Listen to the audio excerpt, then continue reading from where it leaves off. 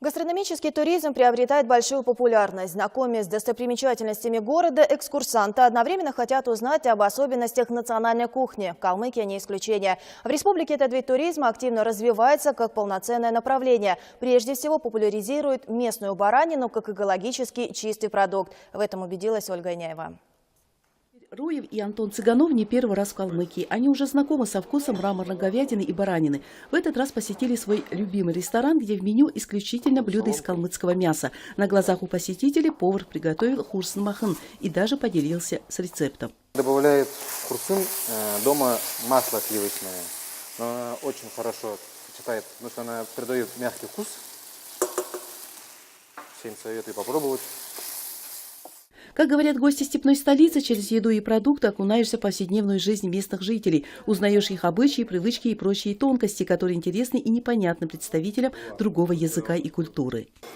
Классная печень и вот жирная такая сверху оболочка. В Калмыкии, что вот в основном же это мясо. Да. Основная пища – это мясо. И вот кто любит мясо, тому сюда, конечно, стоит приехать, потому что здесь мясо, во-первых, очень хорошего качества.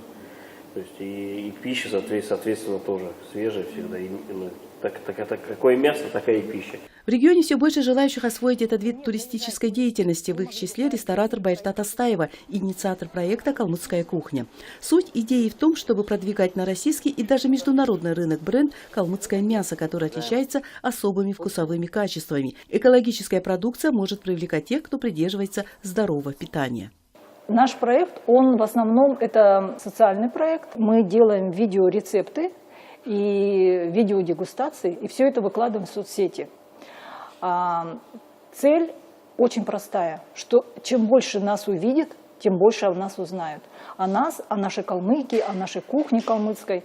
Кухня калмыка – это в первую очередь пища кочевников, которые использовали все, что было под рукой – мясо и молочные продукты. Готовили на открытом огне или в печи. В меню не было разнообразных хлебобулочных изделий или овощей и фруктов. Недаром в народе шутливо говорили «калмык трава не ест». Но это в прошлом. Поменялись вкусы и привычки. В связи с этим, считает Астаева, нужно пересмотреть отношение к национальной кухне, сделать ее универсальной, чтобы она была флагманом мировых гастрономических приоритетов. Основной ингредиент – это всеми любимое известное калмыцкое мясо, мраморная говядина и баранина, о котором известно далеко за пределами даже страны.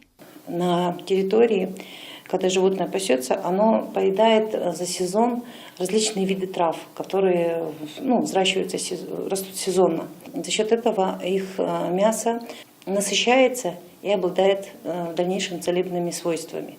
Чем больше людей будет знать о вкусной стороне калмыцкого быта, тем крепче наша экономика. Учитывая, что сейчас гастрономический туризм становится с каждым годом популярнее, у Калмыкии есть все шансы войти в лидеры среди регионов России. Уже сейчас национальная кухня степняков считается изюминкой на различных фуд-фестивалях и конкурсах. Вот почему сюда приезжают не только полюбоваться тюльпанами, лотосами, посмотреть буддийский храм и бескрайние просторы, но и вкусно поесть.